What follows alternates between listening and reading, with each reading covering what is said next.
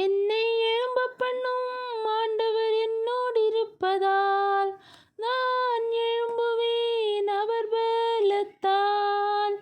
என்னை எழும்ப பண்ணும் ஆண்டவர் என்னோடு இருப்பதால் நான் எழும்புவேன் அவர் பலத்தால்.